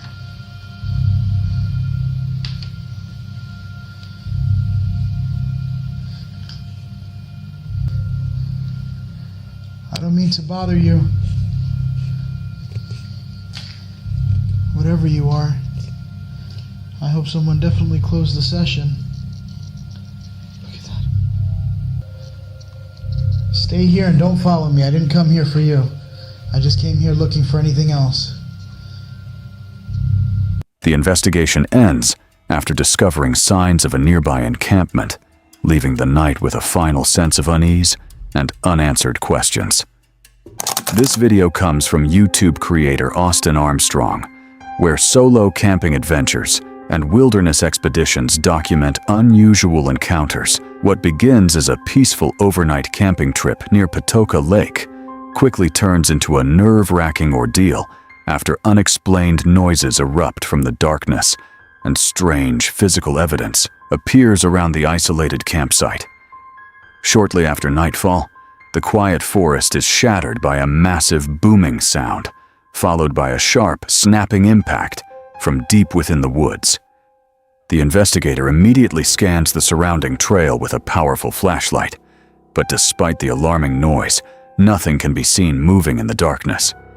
The unexplained disturbance leaves, him feeling as though something unseen may be watching from the tree line. So it was mostly wet. What the? I don't know if you guys just heard that, but like something literally just went boom over there. Holy crap. I gotta go check it out. I don't see anything. Hello? I'm trying to find a rational explanation too. Like, maybe it was the wood. Later that night, a routine perimeter check reveals something far more unsettling. A heavy metal safety sign that had previously been secured against a wooden camping table is discovered lying flat on a nearby gravel road. The unexpected relocation suggests that a significant force impacted the campsite while the investigator was away. Alright, so, update. I found out what that crash was earlier. What it was, so I put the sign had fallen down in the middle of the road that said like, safe area, no dogs, no weapons. And so I set it up against one of the tables, like one of the camping tables. So I set it up against that because it was in the middle of the road. And I look over whenever I went out to go to the bathroom or something, and it was laying on the ground. So I was like, wait a minute, that makes sense. It was just a sign the entire time. As midnight approaches, torrential rain begins flooding the area, and the atmosphere becomes increasingly tense. Alone in the wilderness with a dying phone battery, and no way to drown out the sounds surrounding the campsite. The investigator ultimately abandons his tent and retreats to the safety of his vehicle, ending the trip early without ever discovering what caused the disturbances. Alright, so here's the update. It's almost 1 a.m. and I bagged out of the tent because it's pouring and I got paranoid as hell. I'm not gonna lie. It's freaky out here by yourself. I'm not gonna lie, it's true. But that's okay. I'm warming up this the vehicle here, kind of charging my phone just in case I need to like contact anything. I just figured I would be safer and warmer and better off in this van than in a tent. With explosive sounds echoing through the forest, campsite equipment mysteriously displaced, and worsening weather trapping a lone camper in isolation, the disturbing events at Patoka Lake remain completely unexplained. A lone camper spends the night inside an isolated cremation ground. But as darkness takes over the forest, the entire area begins feeling dangerously alive. Shortly after arriving, glowing eyes begin appearing around the campsite as wild jackals move unusually close before retreating back into the darkness. With the area also known for leopard activity, the atmosphere quickly becomes tense. अपना फटाफट से ना पहले tent को camp को खोल के इसे एक तरफ फारिग करता हूँ काम को ना, फिर सेफ्टी रहेगी। ये टेंट खुल जाएगा ना बस, और बस इसके बाद निकाल लेता हूँ अपने ये सामान। और देखो डर नहीं रहा है, बिल्कुल मेरे पास ही बैठे हैं। पहले देखो तो मैं दिखाता हूँ कितने भयंकर वाले हैं। दिख रहा है, ये खड़े, ये जा रहे हैं, एक ही दिख रही आंखें। और ये पूरा इलाका लेपर्ड जोन भी है। ये रहे, नज़र आ रहे हो ना, ये खड़े देखो, ये जा रहे हैं। ये गिद्दड़ लोमड़ी है इधर की तरफ ना सारी। बाकी देखो अपना कैंप इधर लग चुका है, बस फटाफट इसकी स्टिक लगाता हूँ बढ़िया करके ना। The animals soon begin behaving strangely. Jackals repeatedly cry while staring toward the same section of forest, some running away with their tails lowered as if frightened by something unseen moving nearby. पूरा खतरा है यहाँ, leopard तो यहाँ बहुत है, कुत्ते बिल्ली की तरह है। ये देखो, ये रहे मेरे पीछे ही है, देखो ये रहे। चौकस रहना पड़ेगा, इनके शिकार के चक्कर में लेपर्ड भी आ सकता है। कितना भयंकर मचा रखा है इन्होंने शोर, देखो ये बैठा है किधर, पूरे में शोर मचा रखा था इन्होंने। चलो मैंने तो देखो अपना सामान निकाल लिया, और मैं तो फटाफट अपना किचन जमाता हूँ, और डिनर में भी स्पेशल चीज़ बनाने वाला हूँ। भाग जाओ भाग जाओ, पूरा घेर रखा आज तुम्हारे भाई को पूरा, देखो। As the night grows quieter, the camper recalls local stories about shadowy figures chasing people near the cremation ground. He also reveals that a children's burial site exists behind the area, making the atmosphere even more disturbing. खतरा बहुत है, एक ही चीज़ का खतरा नहीं है। एक तो हॉरर लोकेशन है, और यहाँ जैसे जैसी कांड होते हैं ना, मैं यहाँ बताना नहीं चाह रहा, नहीं तो यहाँ रुकना भारी पड़ जाएगा। जिस हिसाब से यहाँ कांड होते हैं ना, लोगों के पीछे आत्माएं भागती है और दिखाई देती है लोगों को, ऐसा नहीं है। बस ज़्यादा तैयारी से आता हूँ, बजरंगबली का नाम ले रहा हूँ, तो यहाँ बैठा भी हूँ, नहीं तो नहीं यहाँ बैठा भी नहीं जाता। ऐसी जगह आपका सहारा ना केवल भगवान का नाम है और कुछ नहीं है। यहाँ बस आपको भगवान बचा सकता है, बाकी कुछ नहीं बचा सकता। जैसी जैसी ये खतरनाक लोकेशन है, तुम्हारा भाई यहाँ बैठा है केवल इसीलिए। बस हनुमान चालीसा लेकर आता हूँ, सारी तैयारी से आता हूँ, नहीं तो यहाँ लोगों के पीछे ना आत्माएं भागती है। क्योंकि लोग यहाँ से आगे करीबन 5-6 किलोमीटर दूर ना लोग अपनी फसल बोते हैं रेत में ना, ये तरबूज, लौकी हो गए, खीरे हो गए। और अगर रात को जैसे उनकी गाड़ियाँ वाड़ियाँ भरने के लिए जाते हैं ना, सामान होता है टूटता है, तो बता रहे थे कि यहाँ पे लोगों के पीछे भागते हुए दिखाई दिया। एक तो होता है महसूस देना कि कुछ लग रहा है, और ना सैंड रूप मतलब बिल्कुल सामने दिखाई दिए पीछे भागती औरत हुई और बच्चे हुए। While preparing dinner, a powerful rotting smell suddenly spreads through the campsite. The odor resembles dead flesh and had not been present earlier, while the animal noises around him continue intensifying. मरे हुए जानवर की होती है ना, मांस में से बदबू आती है उस तरीके से। और ये बदबू जो है ना, दोनों एंगल से ही खतरनाक होती है, लेपर्ड के एंगल से भी और हॉरर के एंगल से भी। जब से कोई स्मेल नहीं थी, अभी स्मेल आई है, तब से सब नॉर्मल था।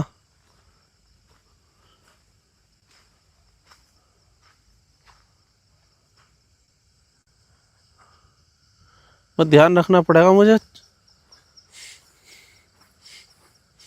और पीछे की साइड नहीं आ रही, मैं आगे की तरफ आ रहा हूँ ना, तो आगे की तरफ बदबू महसूस दे रही है, जो सड़े हुए मांस की बदबू होती है ना, उस तरीके की। Without warning, the parked vehicle suddenly begins shaking violently. Strange knocking sounds echo from outside, but every time the camper checks, nothing is there. The repeated tapping and movement convince him that something unseen is circling the camp.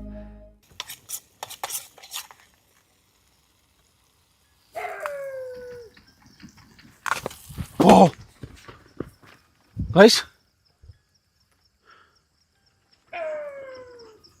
गाड़ी हिल रही।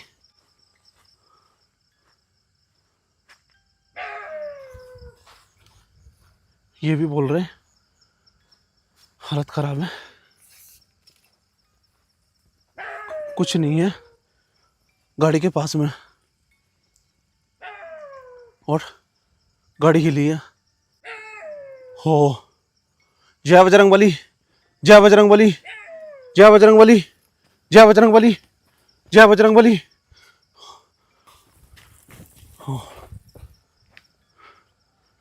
ये इधर है, ये गिद्दड़ ही है, कुछ और है। गिद्दड़ का रूप तो नहीं कर रखा, धर रखा किसी चीज ने। मेरे तो ये समझ में नहीं आ रहा ये क्या हुआ है मेरे साथ। As animals continue screaming into the darkness, the camper admits he feels genuine fear for the first time that night. Even after experiencing strange events in graveyards before, he says this presence feels far more powerful, repeatedly chanting prayers to stay calm. Even after midnight, the noises continue returning from different sides of the campsite. Every time he looks outside, nothing is visible. Unable to sleep, he spends the rest of the night awake inside the tent, as distant animal cries and unexplained movements echo through the cremation ground. By sunrise, the disturbances finally stop. But whatever shook the vehicle and moved around the campsite during the night is never seen or identified. The solitary camping trip takes an immediate, unsettling turn right at the start. While the camper sits isolated in the wilderness, the surrounding silence is suddenly shattered by the distant, chilling sound of manic laughter cutting through the background. The misplaced, echoing outburst sets a grim tone for the night, providing an early warning that the dense tree line is not as empty as it seems. Here comes somebody. Probably got a big 4x4 or something. Yeah. Yeah, he's zapping through there pretty quick. Must be pretty muddy. Here's another guy. They're getting the hell out of here. Forest looks a lot different now. I think I got this goddamn thing started.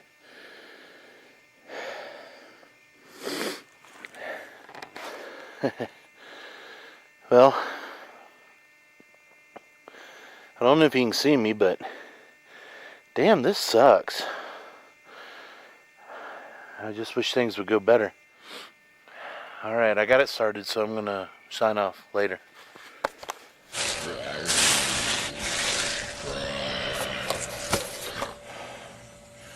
Man, I've been hearing shit out in the woods, man. Like a growling and like a grunting. I don't know what to really say, man. You know, it's one of those things that you just like, you start walking on and you look at it, and then fucking nothing's there. The psychological atmosphere grows explicitly hostile after a heavy rainstorm passes through. Stranded alone in the darkness, the camper reports hearing aggressive, localized animalistic growling and deep grunting echoing from the pitch-black woods. The terrifying vocalizations draw closer, yet whenever the camera is aimed directly into the foliage to catch the source, absolutely nothing is there, confirming an unseen presence is actively stalking the camp from the brush. That shit was out there, but man, there's something making that.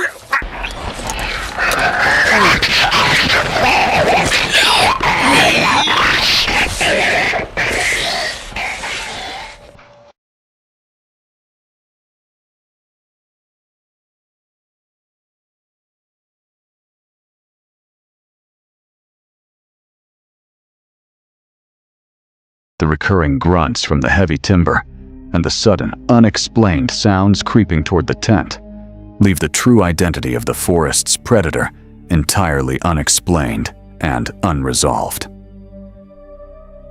Given that the camper vanished without a trace that very night, and this footage was only recovered later by another group of travelers, do you believe those disturbing woods growls were the final warnings of a real supernatural anomaly? Or did a predatory force in the wilderness ensure this camera would be the only thing ever found?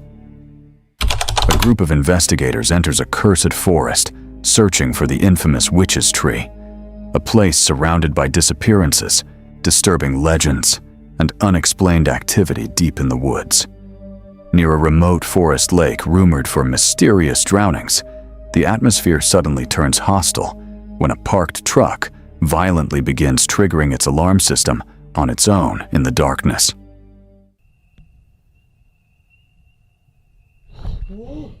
What the fuck was that? What was that? Did someone just jump out of the water?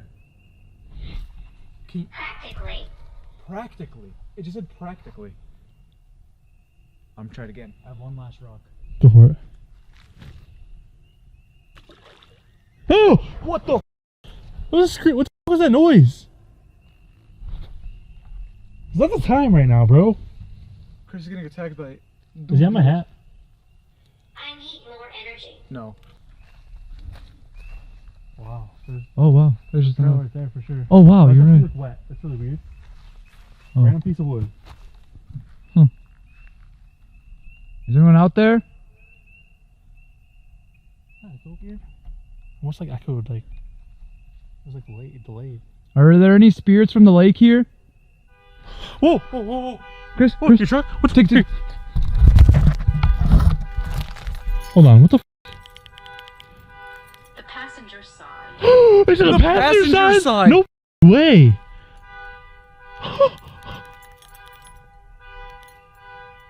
Alright, your truck's not unlocking?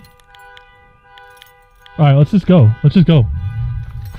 Alright, careful running up here. There's no way that just said that. After that just happened. Oh shit. Walk it, Oh shit. I don't even care. I want to make sure no one's fucking touching me. Hello? Yo! Who's there? Dude, what? That doesn't make sense. What's going on? Oh! What the f was that noise?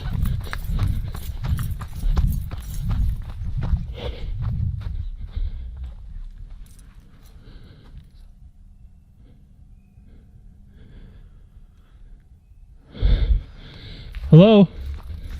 Hindsight.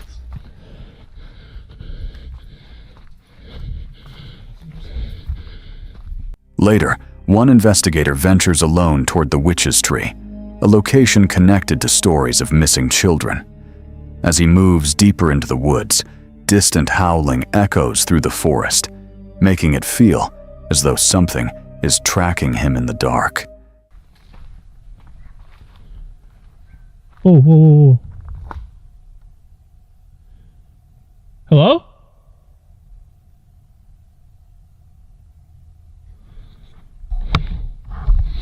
Guys, leave a like on the stand video for me. Somewhere I'm somewhere in Defiant right now. I'm alone heading to this witch's tree where they said multiple curses have happened. People have gone missing. Dozens of people have gone missing. Dozens and dozens. The tree's said to lure children in, like with familiar voices, comfort, good warm feelings. I think there's coyotes down here. Oh god. Okay, let's just make this quick, I guess. What the? In the morning. What's gonna happen in the morning? What the hell? What is that?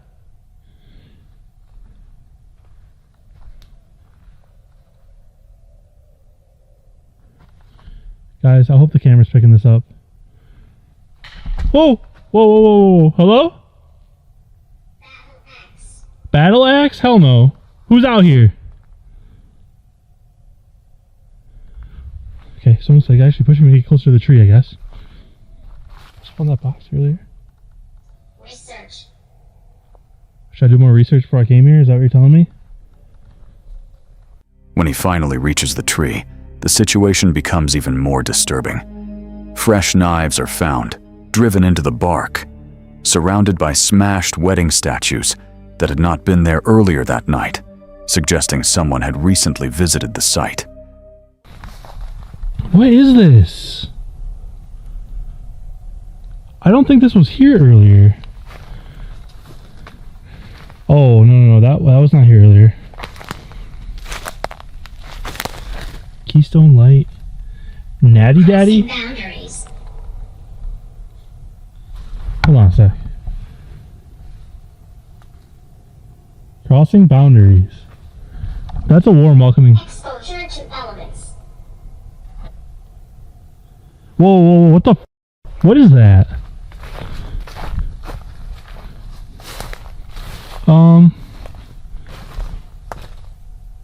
Are you kidding me right now? There are knives all over these trees. Look at this. Alright, who's walking around out here? I can literally hear somebody. Hello?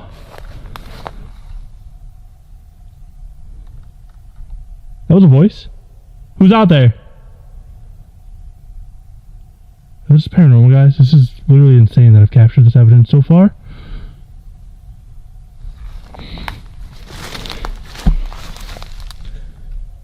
Why are there knives in this tree? What is this?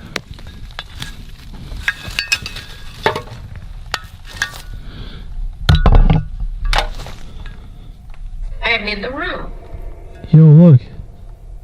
Oh. Hello? Who's that? The investigation reaches its climax when headlights suddenly appear through the trees as an unidentified vehicle pulls up nearby. Moments later, a deafening gunshot erupts through the forest, forcing the investigator into a frantic sprint back through the darkness to escape. Car coming. What the f? Oh my god, oh my god, oh my god, oh my god. I'm staying low, Keep my light turned right. Fucking car coming. What the fuck is going on? Calling Jazz right now.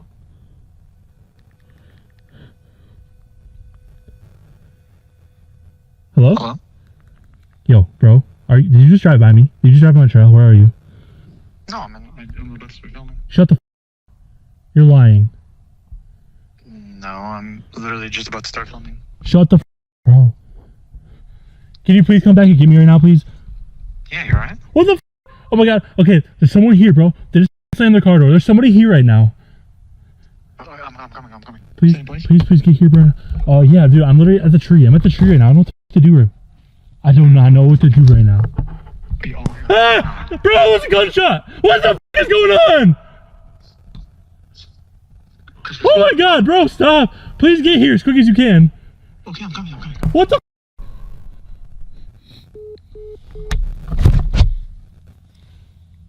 Ah! Oh my god. I'm getting out of here. What the f is going on? Oh my god.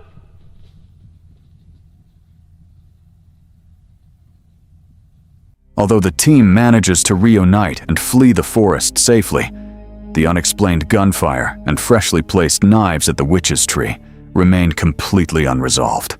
A group group of campers and investigators ventured deep into the isolated Manson forest, hoping to explore the darkness surrounding the infamous land. But as night falls over the wilderness, the forest begins responding in ways they cannot explain. The investigation starts on an unsettling note when the team discovers abandoned blue jeans and dark clothing scattered deep within the brush, suggesting someone, or something, had been there recently. Later, while standing in complete blackout conditions, one investigator calls into the darkness asking for a sign. Seconds later, a sharp hand clap suddenly echoes from directly behind the group, cutting through the silence of the forest. Giant footstep, like right here? How did y'all not hear that? I don't know. Where are you? Can anybody go in this cove right here? If you understand what I'm saying, walk up to that red light, please. Yo, him. Him? No way! Rivers is working fine, and the first thing that pops out is him. Him. For the record, go left. If the command came from there, go left. That would be go left. Way. Towards their old building. Which is where this has been going off more and more and more and more and more. Yeah. That is true. And that's where all the buildings were. If the direction came from that way, go left. I got an idea. Let's go lights out, and then I want to try something. Just because I'm curious if they're scared. What the part of the family? But who says that they're children? Yeah. Demons. Well, let's go lights out. Come on. If there are any people, spirits, souls, whatever you are, if there is something down here and you do want to communicate and talk with us, can you please? Wow. Wow. That's on orange. Like the last 2 times. Okay. Can you clap back to me? If you don't want to be seen and you're too scared to show yourselves, please clap back. And you're too scared to show yourselves, please clap back. There was just a... Are you kidding? Clap, dog. There was. Dude, there was... Okay, turn the lights back on. Yo, we heard the clap. Turn the lights back on, guys. Wait. Wait. Try it anyway. No, we just heard a clap. Try it anyway. See if it does it back.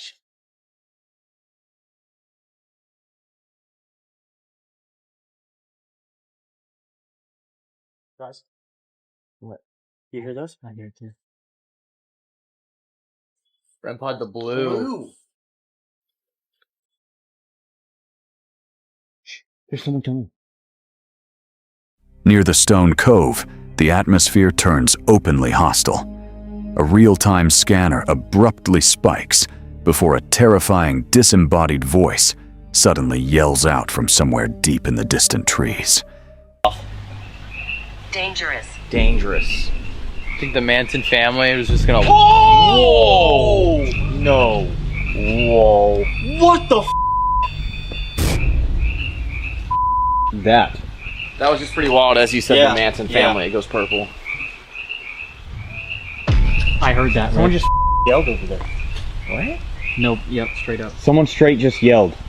I have no regrets. No way. What the Is that Charles Manson talking himself?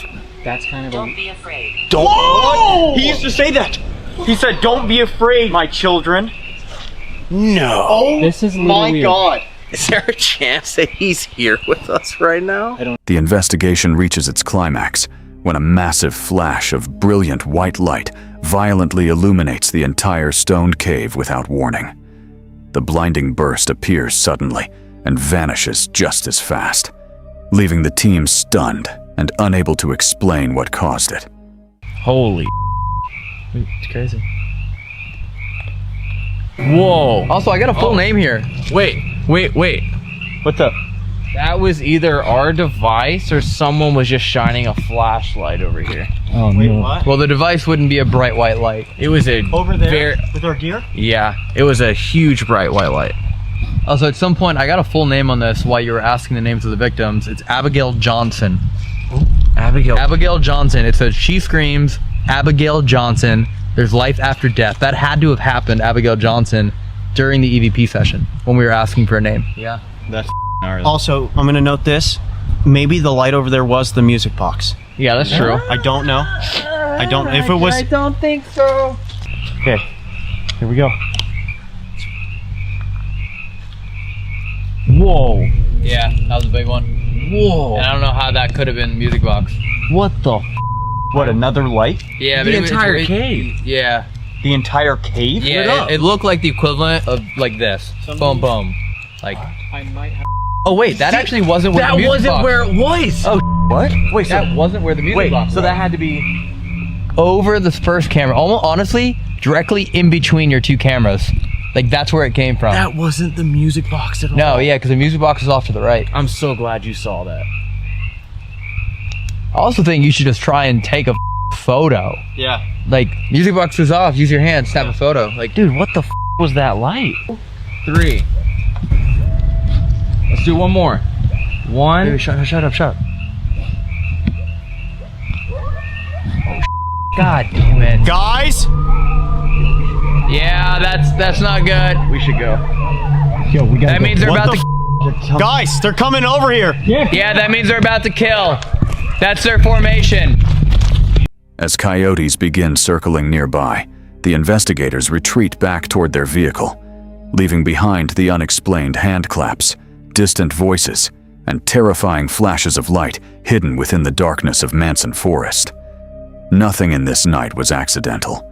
Every sound, every light, and every shadow felt like it was watching back. This is how the story begins. The descent into the brush takes an unsettling turn when the creator hears unexplained rustling from the heavy growth. The area is littered with fresh signs of an unseen occupant, discarded clothing, and a hidden tarp setup. Realizing they are standing in someone else's active camp, the creator flees the site as darkness falls. All right, everybody. I'm not so sure about this, guys. I hear stuff. What's that? There's evidence of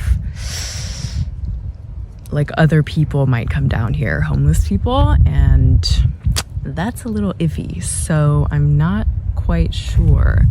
I'm just scanning the scenery, but let me show you what I'm talking about. So here it looks like there's another path to there. I can't get my suitcase through all this stuff. This is what I'm talking about. So there's some clothes there, tissue. Obviously someone was going to the bathroom right there. Someone's sock is right there. Looks like someone's tarp is right there. So likely someone is staying there. I feel like I just heard something. All right, I don't see anyone because all my stuff is still here, you know? We don't need anyone coming out of the bushes and getting my stuff, so... I'm eating down here because just in case there's someone else staying somewhere, like, I feel like I should be with my stuff. So yeah, I'm back on the chair and I'm gonna finish eating down here just in case. Paranoia intensifies later when more sounds echo from the nearby bushes. Fearing they are being tracked, the creator packs their gear in a panic, kills all light sources, and sits in pitch blackness, freezing in silence to listen for approaching footsteps. We'll see. There was someone on a bike, and I'm like hiding. I don't know why I'm shining this light. That's ridiculous. I'm hiding from them. I don't want anyone to know I'm here. I may have blown my cover. I went over just to like peek around to see, oh my gosh, are they still there? And I definitely saw someone, and I was full on in the light, so they might have seen me too. While scouting a warehouse, a truck pulls in and a door is left ajar. As a person on a bicycle suddenly passes by, the creator realizes they are standing fully illuminated in a patch of light, their cover completely blown. Moments later, the warehouse lights flicker out, and the truck begins a slow crawl through the lot. So my next mission is to get from where I am right now to where I'm trying to go without anyone seeing me. Because if they see me with this suitcase, they might want to investigate what I'm up to, because it's like 10 o'clock at night. This isn't like a residential area, and I might look suspicious. So let's be invisible, get to our next spot, and hope all is well. We have darkness on our side, you know? It's easy just to pass by things when you're in a car and not see them when it's like dark. So we've got that on our side, but there are a lot of like street lights and stuff. So let's try and stay in the shadows.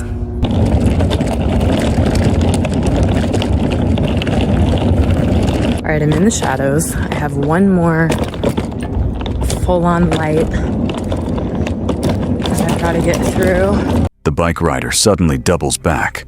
The creator drops to the pavement, using a suitcase as a shield against the rider's line of sight. Trapped between blinding streetlights, they creep through the shadows, trying to evade the patrols they can feel nearby. I'll see something coming before they see this light, but I'm going to show you the scenery. I'm going to show you the downsides to this spot, and I'm also going to tell you why we're here in such a freaking crappy spot. There's a reason. It's a good reason. All right, so what is so crappy about this spot is that it's a freaking parking lot, and this is like the main, it's not a main road, but like it's a road, and cars pass by this road. This is the cars I've been trying to hide from are right on this road. There's lots of light.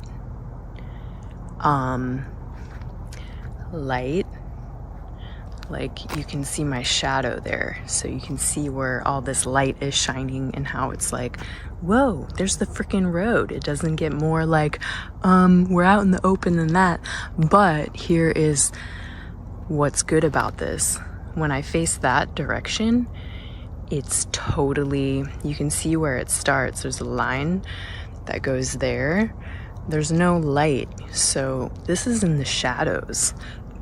The only refuge is a highly exposed parking lot right next to a road. Pinned to a low cot, the creator watches headlights wash over the walls inches from their head. The tension peaks when a truck pulls in and idles in the dark, forcing the creator to lay frozen, wondering if the driver is staring right at them. That car just pulled in. So I am in the shadows. Oh my goodness. Hopefully they don't see me. Now I'm like, what is that car doing? So this is how far that car is away from me right now. See my sleeping bag? See the car? Oh, it looks like they're just kind of sitting in there with some sort of light on. So anyways, I don't think they saw me. I'll be able to hear them if they open a door or anything. Alright guys, it's currently 5 a.m. and I've got to pack up camp. Another car pulled in, his light shone on me, he saw me. So I'm gonna have to pack up camp before you guys will really be able to see me, but the sky is starting to get brighter, so oh my god, I gotta get out of here. At 4:30 a.m., a car pulls into the lot, its headlights washing directly over the sleeping bag. A man steps out to open a security gate just feet away, looking right at the camp. Minutes after a frantic pack-up, a massive semi-truck roars into the exact space where the creator's head had been resting. While a confrontation was avoided, the sudden arrival of the heavy machinery and the silent, staring security guard leaves the true intent of the night's watchers entirely unexplained and unresolved. The investigation in the pitch-black cemetery immediately opens on a terrifying note. Out of nowhere, a piercing, unexplainable scream cuts through the silence, captured directly in the background audio. The sheer intensity of the sudden shriek sets a grim tone for the night, providing an immediate indication that the lot is not entirely empty. The environment grows explicitly hostile as a sudden, heavy animalistic snort registers clearly on the microphone right next to the equipment. The localized breathing sound occurs just inches away from the investigators, suggesting an unseen presence is closing the distance between the ancient headstones. Can you come and give us something, please? A nice little present for Christmas. Kick one of our things over. Touch one of the balls on the floor. Come on, kick me.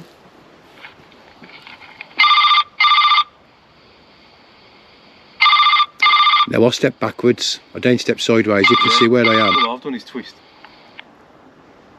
If that's you, Spirit, can you do that again, please? Please. Turn that green light on again, please. You can use my energy. The unsettling physical audio anomalies return to plague the team. While standing in absolute darkness, another guttural snorting sound slices through the quiet, directly interrupting the conversation. The heavy, low-frequency noise manifests in tight proximity, confirming something is actively monitoring their movements.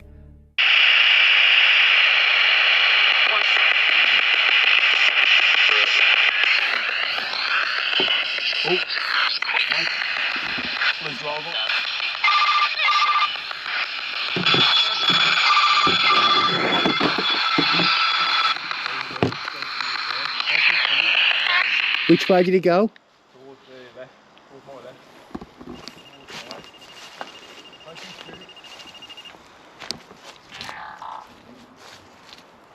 Didn't the other one go off? No.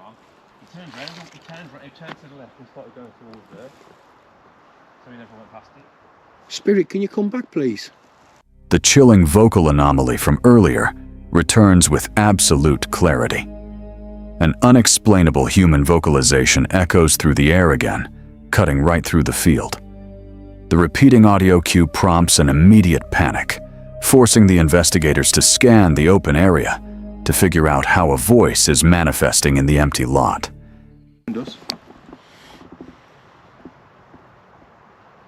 you don't want to do it, and you just want us to leave, just take it to no or to goodbye. If you haven't got the energy, you'll... Did you hear that?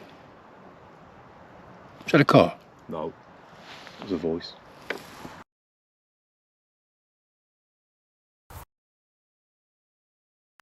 If you haven't got the energy, you'll... Did you hear? If you haven't got the energy, you'll... Did you hear? If you haven't got the energy...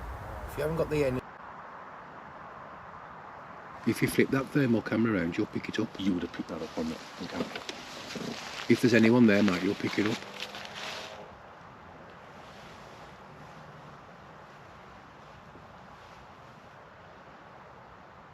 Nothing there? Well, there's a little bit of something. Is that horse again, though, in the corner? Yeah, it might be a creature.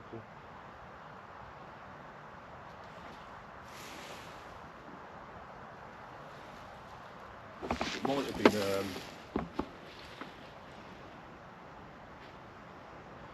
I definitely would have picked it up. I'm not saying it was, but it sounded like somebody just went, like that. But then when I heard that motorbike or whatever it was in the distance, I thought maybe it was that. Yeah. The night reaches a sharp climax when a distinct metallic clicking sound cuts through the air, immediately followed by the rustling of a massive shift in the darkness. The investigators report a large, solid black mass moving aggressively from left to right across the cemetery ground, an event that entirely defies explanation, as no physical structures exist in that direction to cast a shadow. Saying that, how many investigations have we been on when we thought it was shit? And then when we reviewed the audio, there's loads of weird shit going on around us.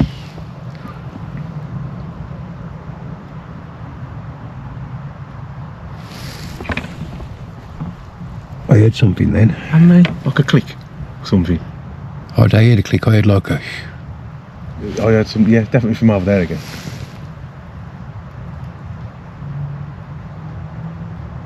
Movement then over there. Big movements and all. Movements of black just went from left to right.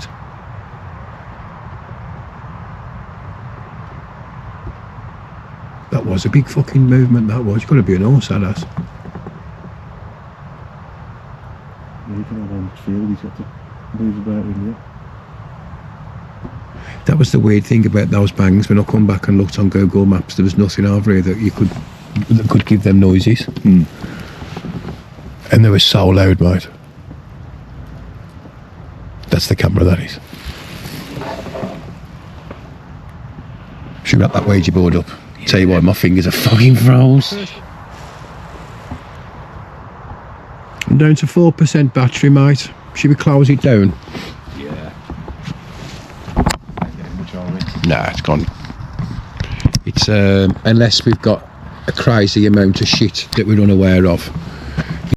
While the team prepares to close down the investigation due to freezing temperatures and a dying battery, the sudden bursts of disembodied screams and the recurring vocal anomalies leave the true nature of the graveyard entity entirely unexplained and unresolved.